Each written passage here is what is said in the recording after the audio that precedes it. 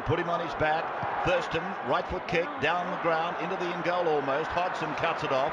Hodgson taken by Norton. He took him late. Marshall skips away. Marshall's still going. Marshall's got Richards coming up outside. Now inside. Richards pursued. He pushes Johnson away.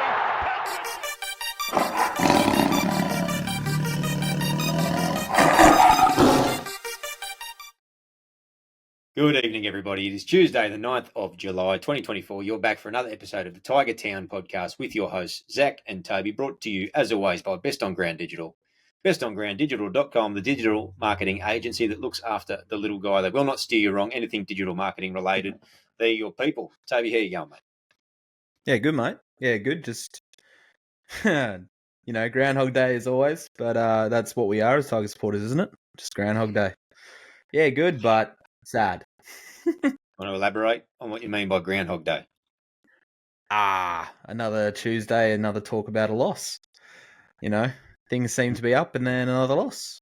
So, yeah, it is what it is. But frustration definitely comes alongside it. So, yeah. Like I said, no Groundhog doubt. Day. It's I will say though, it's very easy to forget that we came up against the team that was leading the competition by 4 points going into the weekend's game. Considering, I think, the way that the game played out for me, that's why it was frustrating. You and I watched it together, and I'm sure that your ear was adequately burnt off, simply because of the amount of wasted opportunities. How many times this year have we spoken about that word moments? And it's as if, the commentators were reading from the transcript of our shows or our episodes this year, because once again, we created more than enough chances in that game to be able to ice Melbourne pretty well, pretty convincingly. We couldn't take our chances, and lo and behold, the better side, the more professional side, was able to take theirs. Yeah, it's like it is something that comes with time and experience, but you also think about, you look at the Melbourne squad that was, fielded on the weekend. They weren't the most experienced either, especially in the halves, but they have very good direction in terms of how things, when things are on the line, their senior players stand up. And at the moment, the Tigers feel like the opposite. Our senior players are letting us down. Our juniors keep lifting us up. So yeah, and that's been a trend for a little while now. People have been talking about it for the last few weeks at least, and it's probably applicable to a little bit more than that. But back to what I was saying before. You mentioned, you're alluding to the fact, I guess, that Tyrant Wishart was playing in the halves, but they did still have Pappenhausen there, and they still had Jerome Hughes there, and not even the experience per se, but I think the fact that you're making the point about experience letting us down, I'll go back and talk about taking chances can be something that having youthful side can be difficult to do. And I think with a lot of football comes consistency and comes the ability to learn how to put yourself in the optimum position, whether it's, the likes of Dewey, who, whilst he is 25 years of age, he hasn't played a lot of footy in the last few years. And overall, he hasn't played a tremendous amount. I'm not sure how many first-grade games he's played, but may well be under 100. Anyway, when he takes and makes the break rather than look for support, moving away from his support, trying to beat somebody. When Staines makes a break at the end of the first half on the outside and puts a little grubber through, there were options to cut back in and have send a floater for the support or whatnot as well. So there's little bits and pieces and things like that. So yeah, I guess it's two sides of the coin, and all we're doing basically is pointing to a few deficiencies in the side at the moment. I guess in regards to the moments thing, I might make that connection maybe with youth and inexperience, and at least that's what I'm going with. But you're talking about the experience of guys letting us down. Who in particular are you referring to? Oh, I can put a handful on them now. Yeah. I think Clemens become a plotter, which is really upsetting for me because you and I both agreed he was probably one of our best last year. He did everything that was required of him. He ran hard. He tackled hard. And He was just looks like he's consistent. plodding along. And he was And last year consistent. he was consistent, yeah. And yeah, he just plodded along that game.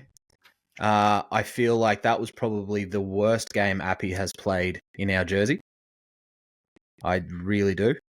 He made every choice he made was wrong. And that's not like Appy. Appy, sometimes makes the wrong option, takes the wrong option, but 9 times out of 10, it's always class.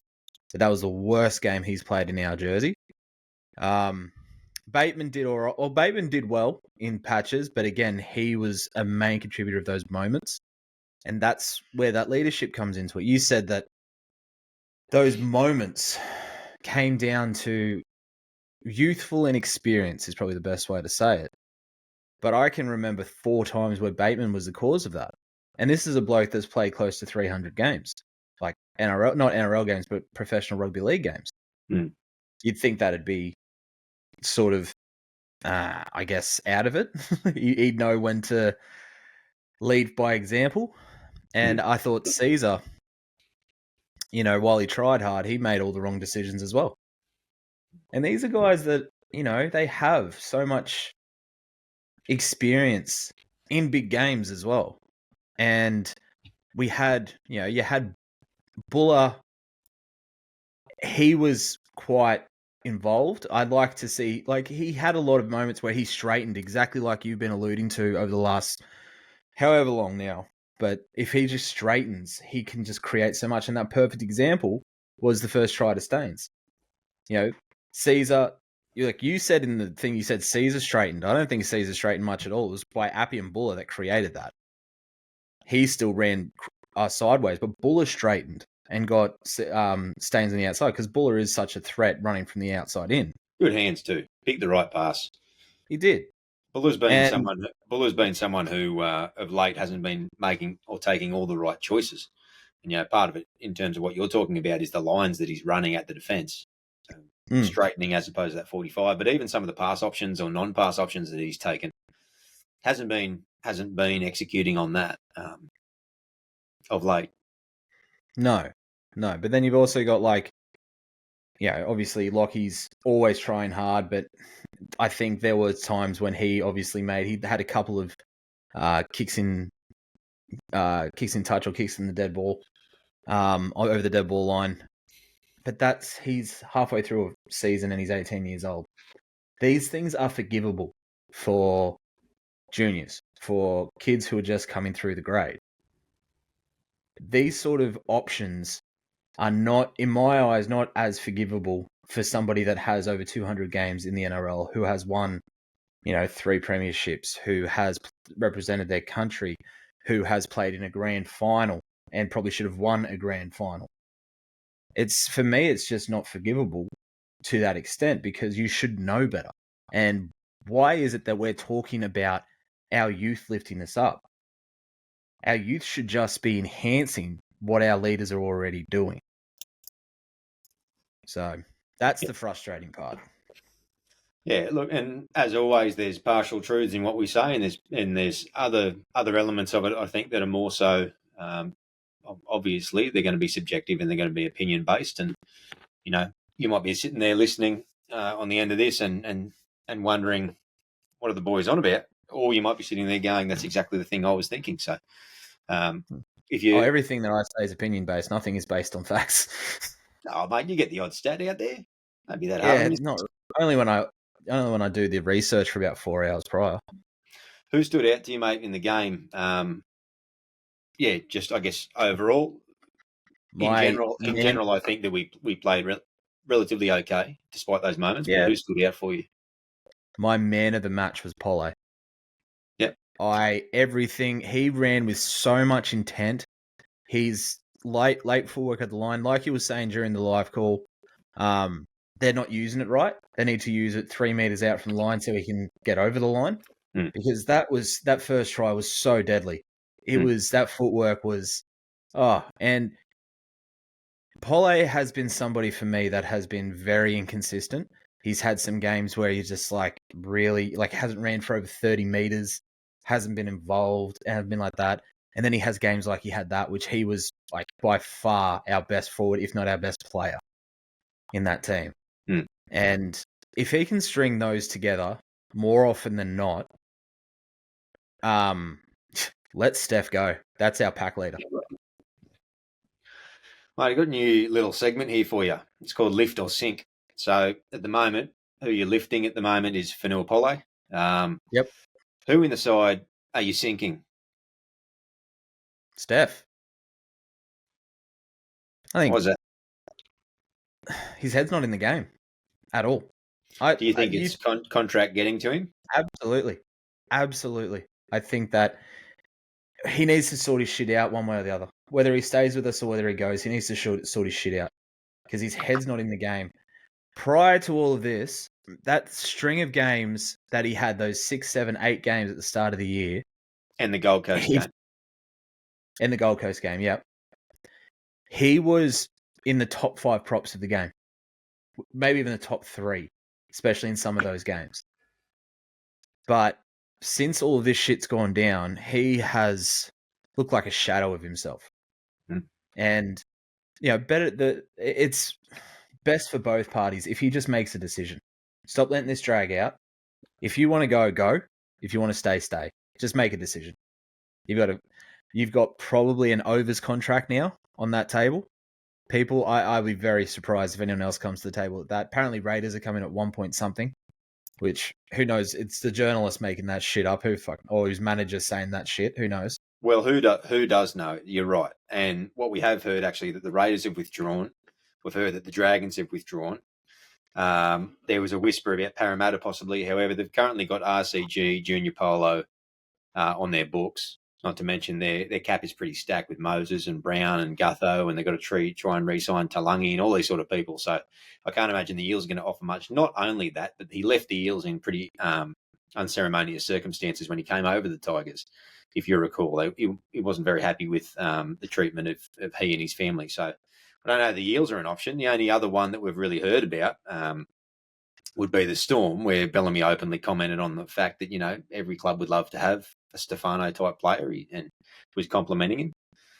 The only other shadow that I can see is Penrith, who have recently just cut ties with May and lose Fisher Harris. They obviously losing Fisher Harris. They've signed Isaiah Papali'i for next year, but the contract of Taylor May, who signed, I think, only just last year again as a re-signing, would be a good 500 or 600. You would have to think, given that he was, premiership winning centre. And so it'd be interesting to see if Penrith may come in for a late play, an unders play on what our offer is. But goodness me, the way he's been talking, you would think that he'd almost, walk to the foot of the mountains if that sort of thing came up. But look, we'll have to wait and see. For what it's worth, I actually think that he will end up re-signing. I think it's going to be a similar situation to a few others that have found out. 12 was one of them, I think. But a few other bigger names too, where they look around and they end up just re-signing because the interest that maybe their manager initially spiked their interest with just isn't there when they go to market. So I think he'll probably re-sign, and I hope that he does. We're still big, massive fans of him, and I think that he's a player that we need long-term, particularly if we're looking to improve as a squad, as a team, and as individuals over the long term. But I agree with you, mate. He's not who I'm sinking this week, but he's got to sort out the contract situation because clearly the inconsistency that wasn't there at the start of the year is there in spades at the moment, and it has, I don't think, not coincidentally timed with these contract issues. To let me clarify, the reason that I'm sinking him is purely based on his head not being in the game. Yeah. It's not based on the fact that I don't think he could be a quality prop. It's not based as in one of the best props in the game. Yeah. It's not based on the fact that I think he's most likely a really good bloke and he'd be a really good clubman. It's just the fact that it's doing him no justice. It's doing us no justice to not have his head in the game. If you wanted to talk about... I should have clarified the rules.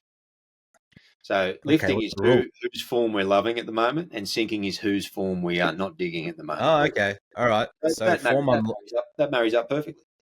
That does. Well, it does, but then I'm going to probably not put Steph in the sink column then, because there's somebody that I think is doing a lot worse than he is. Oh, And who you got for me?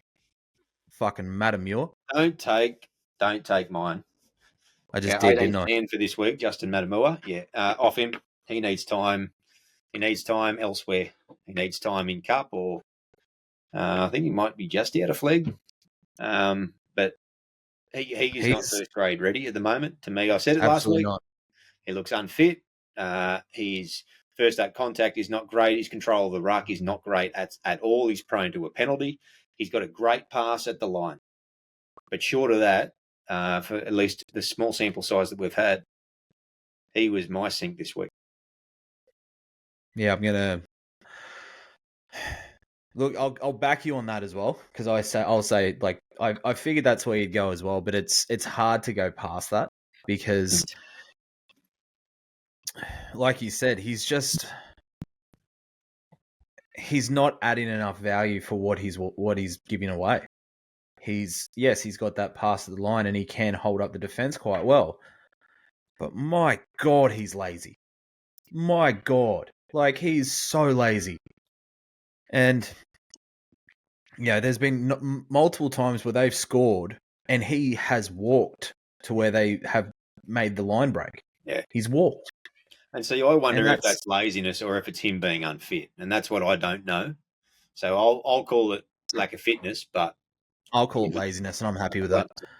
Yeah, but yeah, I think probably another one that I'll throw in there that I think that either needs to be put in his proper position or needs to go back down is Fatape. He started off all right in the centres at the start of the year. I was happy with him in the centres, but since he's gone to wing, he's got no value out there. Again, he's short, so he can't be a leaper. He doesn't seem to have speed. He was stopped by Ryan Pappenhausen, who is probably half his weight, for a certain try. Mate, that wasn't good. I was pretty pissed off in the live watches, as you remember, because that's the second time he's meekly surrendered in a highly probable try-scoring situation, the other one being against Canberra in the corner where he just allowed himself to be tackled. And that says to me that potentially mentally he's not ready to face that level. Yeah, that and or he's playing safe because he's trying to look after his position.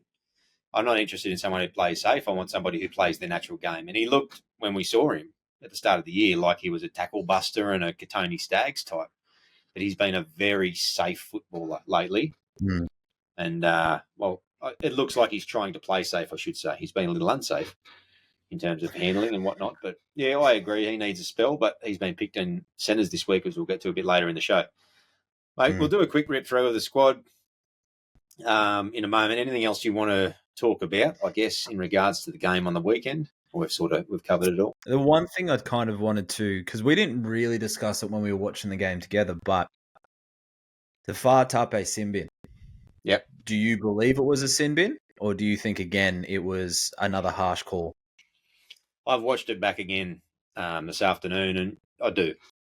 Yep, I do. You think it was a sin bin? Yeah, I don't think he had any. No, I don't think he clearly had no eyes for the football, and you can't make contact with an attacker or a defender for that matter if you're not going for the football. That's the bottom line. And if you put it in those parameters, it's even if he jumps into him. If Fatape was standing perfectly still and he jumps into him, yes, but he moves towards him. He makes an action to move towards Warbrick with no eyes for the ball. I think that was probably fair enough. And I did watch it a few times, Asavi. So is it a sin bin purely based on where they were positioned in the field? Because you take that 5 metres out from the line, and is that still a professional foul? It is, and I'll tell you why, because it was a try-scoring situation. So, but this is what I'm saying. If it's a try-scoring situation 5 metres out from the line, as opposed to right on the line, is it still a professional foul or no? So here's my thing. I mean, how many times have bombs been put up when there is a try-scoring situation? Like, it's always a try-scoring situation if it's within the 10 metres line and you have a leaper in your team. Oh, so yeah, I don't agree with that. You don't agree with that? No, if I'm looking to try-scoring situation, it's they're either at the line, on the line, or in the in goal. Okay, so that's at the line, meaning like if he was to land and fall down, from a metre out. So it is all based on where they were positioned in the field. It's not. Yeah. It's the same as what a head high tackle over the line rather than a head high tackle 10 meters out. Yeah, and not arbitrarily, because it is a try scoring situation, and that is the position on the field, and that's the difference. That's me. So. That's cool. I just actually wanted to get your opinion on that. Cool, mate. Dream Buller, I thought Buller actually played pretty well on the weekend. I agree. And look, overall, it may seem, not according to some commentary on the Tigers, but it may seem that tonight maybe we're a bit negative. It was a loss, but I want to say overall, very briefly, that I think that overall the team looked better once again. They looked a bit more like Canberra, and I think if they play the Storm again, and we have a couple of things go our way, then we are at every chance of winning that game as it played out. But I think if we play another team on that night, we probably win at least half of them, I would say. Well, I think we played pretty well. So overall, despite not taking a few chances. Yeah, I think. Look, I think our youth played well. That's my thing. I think that a lot of people should really look at that game, and instead of focusing on the fact that we lost again and we're back on the bottom of the ladder, focus on who stood up and focus on who's the future. And those two both align. Those two both marry up. So it's a good way to look at it. Yeah. Okay. Mate, so just back to Buller, I thought he played quite well. I thought he's involved well, took good options. He's sniffing around. He was sniffing around well on the weekend. I think the Dream Buller we're seeing now, simply by virtue of the fact that he is ball playing a lot more, is a far more developed footballer than he was last year, even though maybe his handling's let him down a little bit this year, and maybe he hasn't been in top form in other areas, but I think that he is a more well-rounded footballer, if not the finished article by any means. Yeah, I think he's even a more well-rounded footballer than he was 6 or 7 rounds ago. Yeah. So I believe he's developing well. Not everybody is Billy Slater overnight. No. What a dickhead. Tape, we've spoken about him. He is going to be in the centres this week against the Sharks. We think he needs a spell. Dewey was one that I didn't do lift in lift and sink earlier, but Dewey was a little bit quiet, but in general, once again, when he had the ball, he was a threat, and I think I mentioned it last week that having him in the side just seems like we're more of a threat through our back line, and I know he's got his deficiencies as well, but any team that can score 28 points and bomb a few, most likely against the competition leaders. I think he bombed 2 himself. What's that? He bombed 2 himself. Yeah, exactly. He dropped one over the line and there was the break. Yeah. Yeah, frustrating. But I just like the fact he's in the team. I think he is playing confidently, and hopefully he can get a lot more football under his belt because he's found a little home there on the edge, on the centres. Yeah, like he's someone that I mentioned last week. The thing that he's unsung for is his leadership. And again, I felt like he was one of the ones that stood up when our others didn't. And it's just the type of player he is. No matter you think about somebody that's been through 3 ACLs to just come back and still put his body on the line the way he does. He's just that type of bloke. And, if he can keep himself, I think we're both in agreement that he shouldn't be playing halves unless we're absolutely desperate. But if he can see that he's better served and for the long term with us in another position, he's someone that I'd love to snap up for at least another 2-3 years. Yeah, I think so as well. We've got him for next year, obviously, but if he can, once again, touch wood, we're going to have to say it every week, probably for the next 4 or 5 years of Adam's career. We're going to have to touch wood because we want the best for him. But yeah, I agree. I think if we're going well early mid next year, if he's going well, then I think there'll be a contract there for him, particularly in the centres. Yeah. And as you alluded to, the natural backup ability of playing in the halves is a huge thing. We're really half heavy in our squad at the moment, albeit we're trying to offload the likes of Sullivan. But to then have like an Adam Dewey in your side every single week, that's a tremendous thing. absolutely. All right, mate. Lucky Galvin. I thought he tried hard on the weekend. I think he's. I've said it earlier in the season. He's just doing his apprenticeship, so he's still going after the game. He's still one of the first there in support and in cover defence, and so yeah, we just get to sit back and watch him learn on the run. So that's a nice thing for us. Yeah, exactly. And excuse me, like he had one of those games where more often than not he probably chose the wrong option.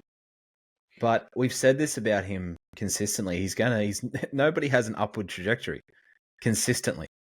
There is ebbs and there is flows, but if you continually see little bits of improvement, and I think his mental fortitude's a little bit stronger than most 18-year-olds in this day and age. I think he can handle it, and he knows when to push things aside. Let's just call him a goldfish. He just remembers when to forget. He remembers when to forget. Think about it. I might get that on a plaque for you, mate. You're nowhere, fair dinkum. You're nowhere. Speaking of nowhere, you know who was nowhere? Justin Olam and Charlie Staines in our squad rundown, because I completely skipped over them. Mate, Justin Olam for me was underdone. I think it was pretty obvious in that game that was the case. He overran on Pappenhausen terribly. He was he was out of position, and that comes from over committing when you're not feeling as though the body's up to it. Should never have played. Fatah should have stayed in the centre, at least for last week. Choice from Benji. It was a bad coaching choice, of which there were a couple, and we were critical live watching the game of some of the choices that Benji's done in selections and bench rotations and whatnot. Anyway, so yeah, we find Justin finds himself out of the side this week against the Sharks that we'll mention in a moment, but his knee's cooked at the moment, so they've got to put him on ice and get him right. Hopefully it's only small stuff. They were saying cramping in the calves. I call bullshit on that. The knees looked like they were a bit cactus, so hopefully they can sort him out in the off season, if not beforehand, and he's still got a good couple of years in him starting from next year. Would be good. We'll have to wait and see how that plays out. Yeah, look, I really hope it's not another issue of a Ben Madalino, hey? Well, at least the plus side with Madalino was that we're able to medically retire him, so we could get him off our salary cap. Well, Charlie Staines, I actually didn't mind what Charlie Staines brought on the weekend, mate. I thought he tried hard. He actually took a few chances, and he finished pretty well. Yeah, I think he has earned his recall, and he solidified his spot this week. So, yep. Okay, mate. We'll jump back to our halves. The other half was Aiden Seas. We touched briefly on him before. I thought his kicking game was okay without being great. I thought that Jerome Hughes really schooled both he and Galvin, particularly their short kicking games. I thought Caesar was solid, if not spectacular. Yeah, I'm actually not. I wasn't that fond of his performance at all. I thought he had every opportunity to organise the team, especially in that first half, and I think he failed almost every option. I think there were times when potentially Clemmer got the ball in the last when it should have been him. I mean, like have a voice, organise the team. That's your job. They did look disjointed. They did look just disjointed on a few occasions once again. And I thought that was the whole reason we brought him on. So he's frustrating me, honestly. He's up and down because he's great one week. He was great against Canberra, and then we have a couple of shockers. So hopefully that can improve and he can be back guiding and steering the team around with an experienced head. We spoke about Steph, mate. I don't really want to open up a whole lot more on him. He was down in his numbers. I didn't mind during the game his contribution, but he just wasn't. He wasn't impactful. He didn't have any sort of impact on the game. He seemed like a third or fourth choice prop, just going through the motions in the middle. And he's not the type of player we want. Another coaching issue, I think, was leaving him on too long. And I think that was a big contributing factor to when was it Anderson, I think, sliced through that later led to Pappenhausen's try, I think. But yeah, it's I don't know. We just have to wait and see, and hopefully we can get back to some more consistent form with Steph. He just, like I said, he just needs to sort that contract shit out. Spoke about Appy, mate. We won't talk too much about him. As always, he tried hard, but just a lot of wrong options in this game, and you can never fault his effort. It's similar, I think, to a John Bateman type. I mentioned this during the week, that I think that those blokes are going to have bad games, and both of them, I think, to a degree, did on the weekend, but they won't shirk the effort in trying to make amends for them. And they will both try to the 80th minute to try to be tenacious enough to make up for mistakes that they make. John Bateman ran. We're about to get to him in a minute, actually, but Appy tried hard as he always does, so you can't fault that. I can't fault it at all, but there are times when you overplay your hand, and he did that a couple of times.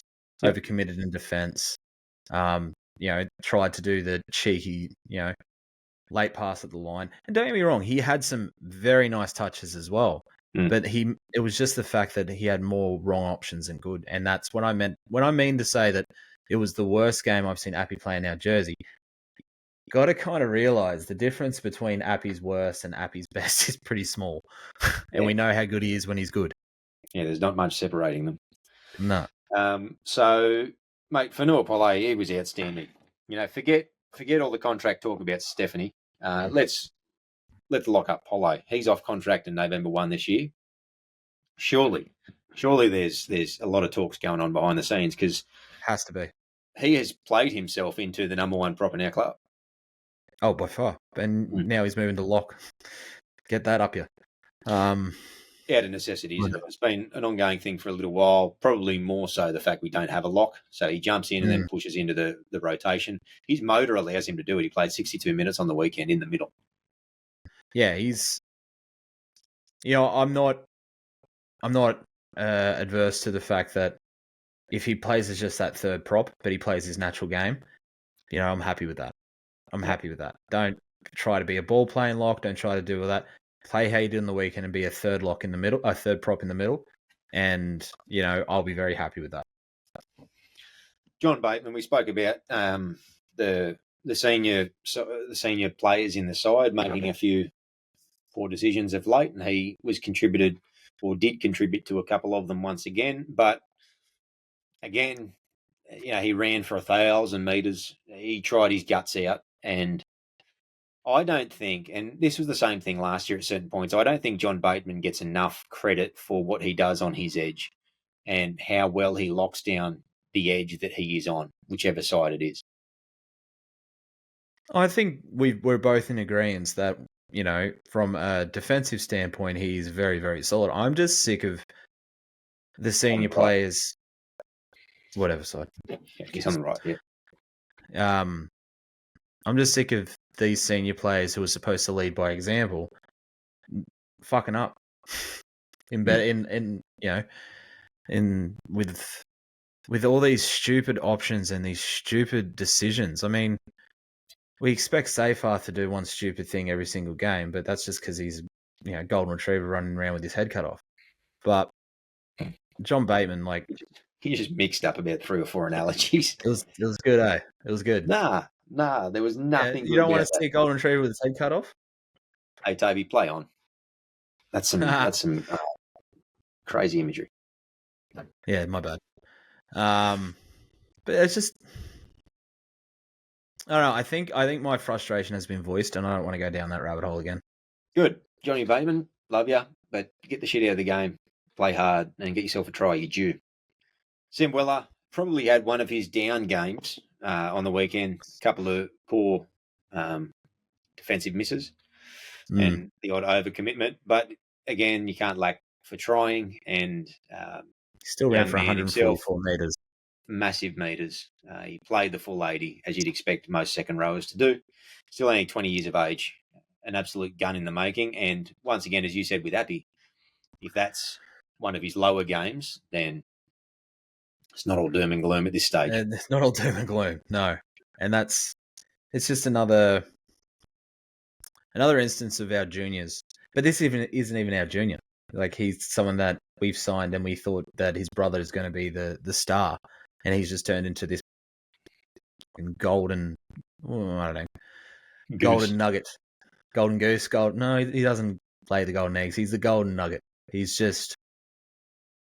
And like you said, if his best game and his worst game are that far apart, think how good he's going to be in about 5 years' time. Yeah, well, hopefully when they sign a monster extension, both of them, because when Latu gets on the field properly, look out, gun as well. When they sign a massive 10-year extension to keep all the Faiunus at our club, which Yeah, I'm you love for. the name. Oh yeah. Then yeah, you've got a second rower there for life. He's an absolute lock at the moment in terms of not position, but carrying on. We spoke about Matamua, too slow, unfit, ineffectual, just not really conducive to anything at the moment. And so he's back in New South Wales Cup this weekend. Heath Mason, mate, didn't get much game time. I think that's the way Benji's probably going to use our utilities at the moment, which is only use them in the event. Only use them in the event of a injury. I don't agree with it. I mean, Appy's 30 years old. Give him a break before halftime. Give him a break after halftime so that he can be his absolute best consistently. I don't get it. The other thing to consider is the development of Mason himself. How much is he going to develop playing 10 minutes off the bench every game now? They're not backing up and playing New South Wales Cup as well as that. So, it's something we're going to see moving forward. It'd be interesting to see what they do with it. Like, I don't understand having a player on the bench to use just in case. I'm sorry. It's for me, it's a stupid selection. You're not utilizing somebody who could be, the way that Bellamy uses, Pappy back in the day and far longer now. Or is it far longer? Far longer. Okay. Yeah. I was wondering if I said his name right. That's how. If you're gonna have a utility, that's how you use him. I'm just, I don't agree with a few of Benji's selections, if I'm being honest. Yeah, the weekend was the first time it really stood out like dog nuts. I suspect that they were worried about Olam getting through the game, which, again, is a reason to not play him. And potentially that's why they carried Heath as well, or the confident reason why they did. That being said, they've got him in there again this weekend, so maybe it's just Benji's style that he likes to carry a Connor Watson-type utility on the bench. I think Heath Mason's got more talent. Used. I think Heath Mason's got more talent than Connor Watson. So, yeah, I don't know. We'll see how that plays out over the rest of the year. Mate, I'm just going to pop out and grab myself a drink really quickly, but Sione Fainu, I'll only be about 30 seconds if you just want to run us through what you thought of his game. He was kind of not as impactful as he has been. Only ran for 38 meters. I think from the looks of it, I think he was used within the prop rotation, not so much in the lock rotation this time, because majority of his meters were from kick returns. What does it say? He ran for, where's that number? Ran for 38 meters and 20 of them were kick returns. So, I don't think he only had 3 runs all up. So, I don't know. He played for 26 minutes too. So, whether he was not getting involved, I'm not sure. To be honest, I barely noticed him. Barely noticed him on the field. Yeah, I think it was a diminished role for whatever reason. However the game played out, I guess, in some way, shape or form. Seyfarth, mate, he made a couple of, I won't say uncharacteristic errors, but a couple of maybe characteristic errors again. Did not have one of his better games in his recent run of form. Not for mine, anyway. Yeah, I mean, you said sign up all the Fainu brothers to a long-term contract, and if we're talking last week, I would have said 100%. We're talking this week. I'm like, I don't know about Sione. I'm hoping that's just a blip. Seyfarth, mate. Oh, did you move on to Seyfarth, did you? Yeah. Oh, we're still talking about No, that's all right. Yeah. No, I like Sione. Yeah, I know you do. You love all the Fainu brothers. Yeah, did Seyfarth give away a stupid penalty again? I'm pretty certain he did, hey? He did, yeah. That's what I was alluding to. Oh, sorry. I was still focusing on the stats for Fainu. So that's fine. Yeah, I don't know. Like, Seyfarth's been solid without being amazing for the better part of 4 or 5, 6 weeks. And then he's just had another. He's gone back to a safe performance, and so not him version 2. Yeah, look, he wasn't that bad. He wasn't as bad as he has been in years gone by. But again, he's the type of player that can't afford to give away penalties or errors or whatnot, because on the other side of the ball, when we've got it, he's not going to break the game wide open. So if you're somebody who doesn't have a whole great attacking skill set, then you can't afford to make mistakes in defence because you don't have the individual capacity to make up for them. I'm a little bit less disappointed, although not far less disappointed, but when a Buller makes a mistake, for example, because I know Buller is capable of creating points. Ditto with Dewey. And other, obviously other players in the squad as well. So, all right, mate. Very quickly, he's rounded out Dave Clemmer, and we've mentioned him as well. We're looking very one-dimensional. He needs to bring an offload or something in, because at the moment, we've already got Alex 50% of the player he was last year would be generous. Yeah, it's unfortunate because we know what he can offer, because he offered it literally 12 months ago. We know what he could do. And is it age catching up with him? I'm not sure. I don't even think he's 30 yet, but so yeah, I think he is 30 now this year. He's 30 now, is he? I mean, bloody Woodsy's still running around, and he's 34. So it's just didn't tackle it with usual efficiency either. He tackled at 88%, which is not like him. Again, it's one of those instances where I'm kind of lost as to why. It's like, we know what these guys can bring, and we know that they can perform on the big stage because they have time and time again. Clemmer was an Origin player. Clemmer played in 2 grand finals. Granted, he didn't win any of them, but still played in them, still led the Doggies to both of them. But it's just, are we getting these players just hoping that they'll bring leadership and they're just looking for a paycheck? That's what's happening? I don't know. And this isn't me this isn't me assuming anything. I'm just asking a question, just thinking out loud. I mean, I know for a fact we've had that in the past. We had that with BJ Leilua when he came over. He was just looking for a paycheck. That's all he was doing. He didn't care. Noffa, by the end of his deal, was just looking for a paycheck. He didn't care. Is that what we're getting again? I'm just not sure. Clemmer had an opportunity to extend his playing career on good money, on probably the youthful money that he signed when he was younger from Newcastle, and then on to the Tigers. So he obviously took it. It's always for the money. He didn't move the Tigers for the love of the West Tigers, and they're coming last. But I don't know. It's an interesting situation with Clemmer. There's a mutual option down the line as well, so we need to figure out what happens around that, whether he is or he's not being shopped. But on last year's form, no. But on this year's form, yeah, I don't know. Is he offering anything more than, say, a Twal, who's a bit younger, a bit faster of foot, and who has the capacity to... What's that? He's a lot cheaper. He's a lot cheaper. He's also a prolific try scorer. Yeah, look at him go. I don't even think... Has Clemmer even scored a try in Tigers colours yet? Not sure. I would argue that he probably has one, but can't be certain. Mate, anything you want to say on the Melbourne game before we wrap up a short story long? Look, the one thing I do want to say is I was down there, 3-4 weeks ago to watch us play the Titans, and the crowd was just as big then as it was against the Storm, and no one really left. The people that were leaving were Storms fans. I don't know if you noticed that on the thing. They were Storm fans just trying to beat the rush. Tigers fans weren't leaving. And that's who the players need to remember they're playing for. You're not playing for, you're playing for money. I mean, you're professional rugby league career is pretty bloody short. You need to make the money while you can.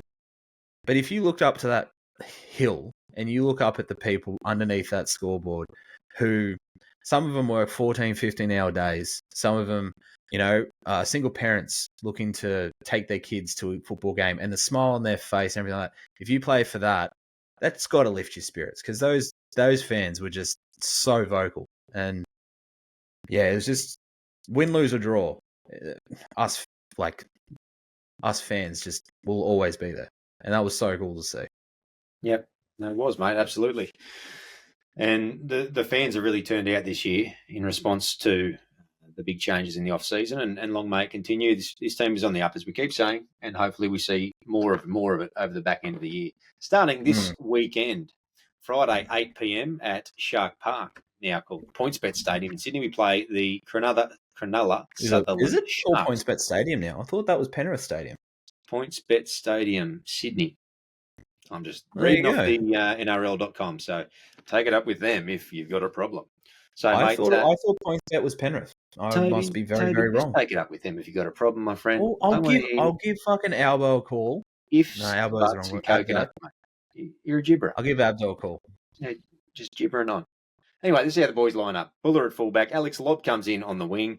Adam Dewey is the centre with Solomon Fa'atape surviving the cut and moving into centre to replace Justin Olam with Charlie Staines as the other wing.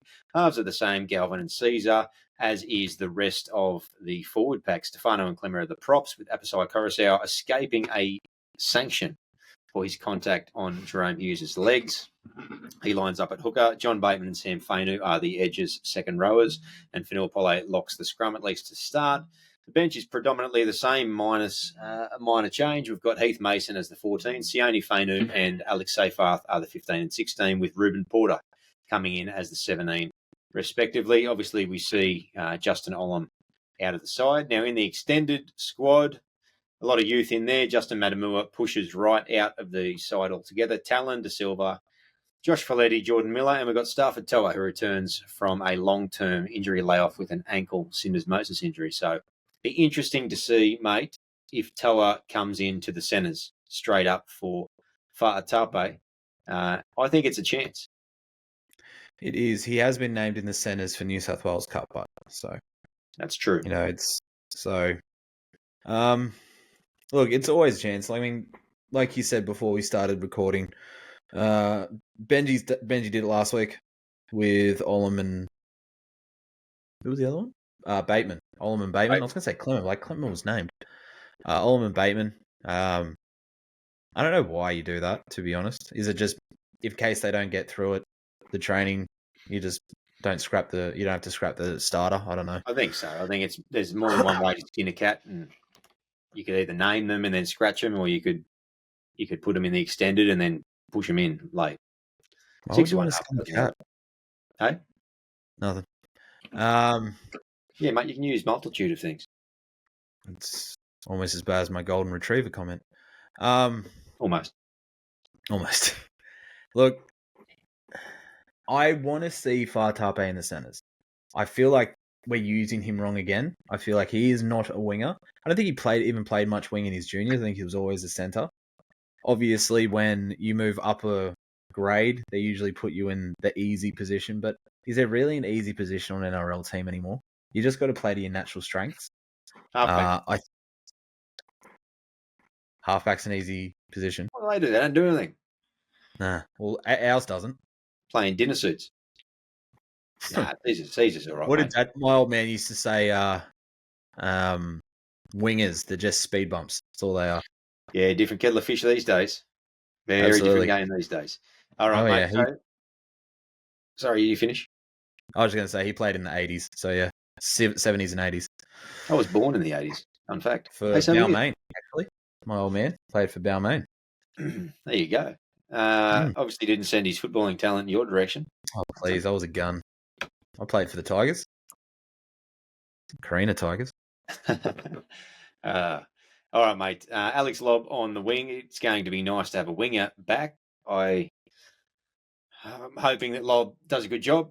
He has so far in his small opportunities. He's not particularly quick, fast, or skillful, but he can jump. And we've used it pretty well in the past. So hopefully that's something we can look to exploit again. He'll be coming up against Mulatalo. So is it an offensive or a defensive selection? It'd be interesting to see. But definitely a smarter one than naming Leilali'i and Fa'atape on the wings against Dom Young and who's the other one? Tupou. Yeah, I think he might have learned a lesson from that bench. Well, good. It's good to see that he's learning. and learning on the run. Good. Who are the threats, mate, in the Cronulla side? Obviously, we've got Nico Hines, who is out, and CSF Talakai, who is also out. Who then are you wary of, and what are you trying to do to get past this Cronulla side? So one player that I'm always wary of, and I wanted to sign him last year, was Britton Nakora. I think he is an absolute threat, but I think he's on Sam's side, which means I think he's on Dewey's side. So that's a concern for me, not from a Sam perspective, but from a Dewey perspective. We know that Dewey can jam when he's not needed to and not call his winger with him. He has done that the last couple of weeks, but that's my biggest concern is their right side attack, our left side defense. So that'll be Eero too, which is a problem. And he's very quick. Solid. And his upper body strength's pretty ridiculous as well. He's like a young Valentine Holmes clone. It kind of looks like him too, doesn't he? Yeah, I reckon he wears the wrist guards and everything. Yeah, okay. Yeah, I understand what you're saying there, mate, certainly. To me, Trindle's going to have to be pulling the strings. And so if you can rush Trindle, you're going to shut down a lot of their organisation. Atkinson is a running threat. I think he cut it apart a little bit last year.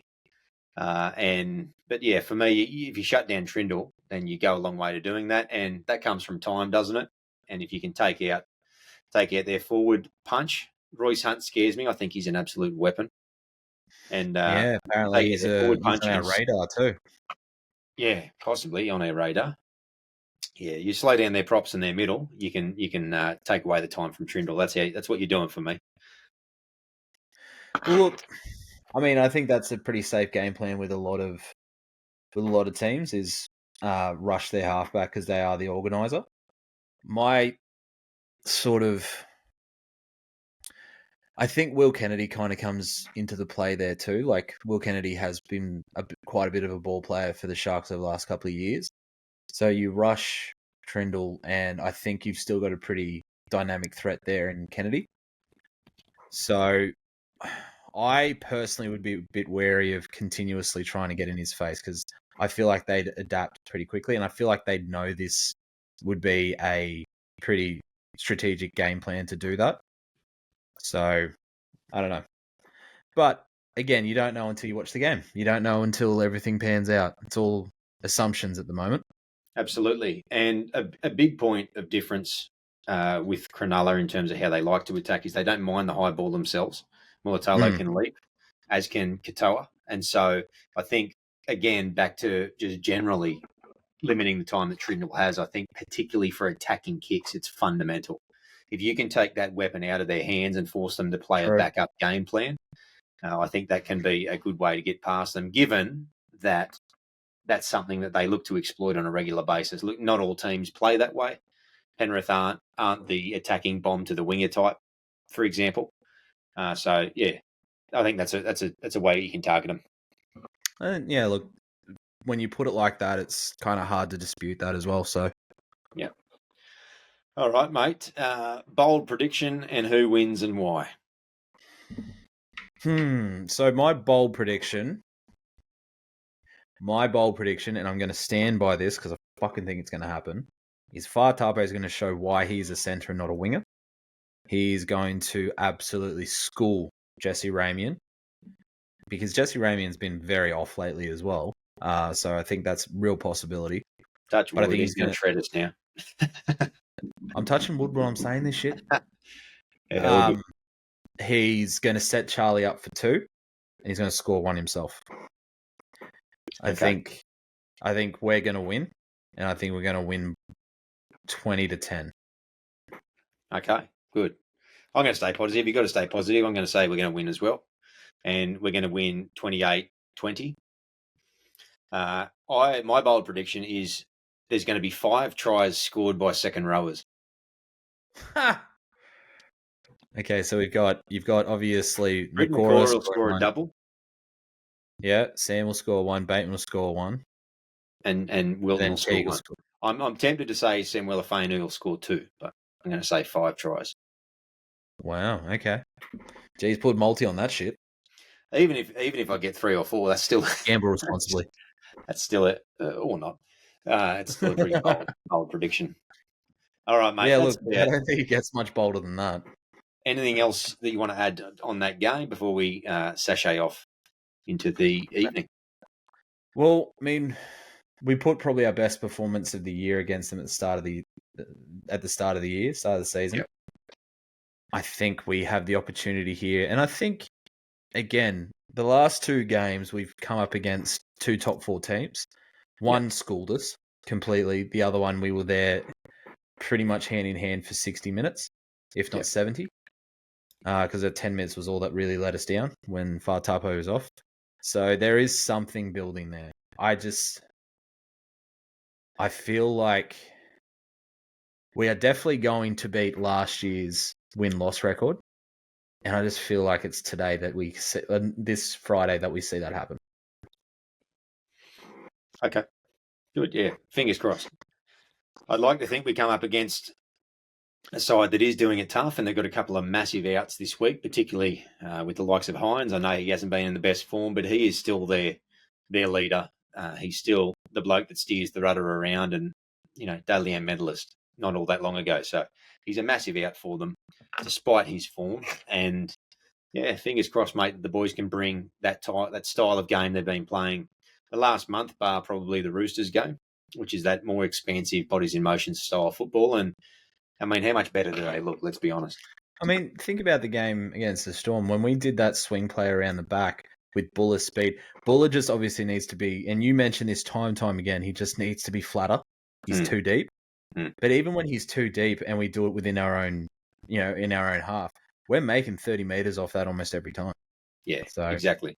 Yeah, it's worked really well for territory, even if not to simply aim to attack and score tries off it every time. Yeah, it's a good play, and hopefully we keep playing it, because that's the type of football that Tigers fans love seeing, is when we're playing that expansive style football. It's not for every side. Wants to see the boring Roosters or the boring Storm, who are just boring. No, and we're not that side. We're not that club. We never have been. And it would be good to see if we could, over a longer period of time than a month, over the next few years, hopefully, rubber stamp a particular style that is what we stand for as a club. And hopefully it's that.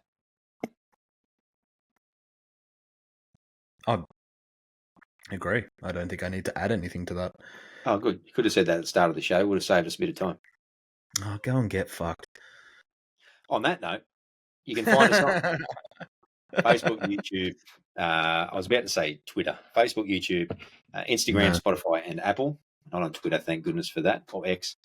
And if you're not following us on those platforms, hop on over and do so. You don't have to watch us on the tube. It's not much of a good watch, let's be honest. A couple of rough heads, but we're doing our best out here. We always recommend that you follow along to the other Tiger Part podcasts that exist out there, West Tigers Podcast and West Tigers Faithful Podcast. Give them a listen, get on over, tell them who sent you, the humble guys from Tiger Town Podcast. Thanks again to our sponsor, Best on Ground Digital, bestongrounddigital.com, the digital marketing agency that looks after the little guy. They're top fellas. And Toby, I won't say that you're a top fella, but you're all right, mate. You're all right. Mate, I'm what they call a good egg. Well, I'll have to take your word for it. Have you not seen my head? Mate, I'm going to catch up with you tomorrow evening, but in the meantime, to everybody, thanks once again for tuning in. We'll talk to you next week, if not beforehand. And as always, go the mighty West Tigers. Up the Tigers.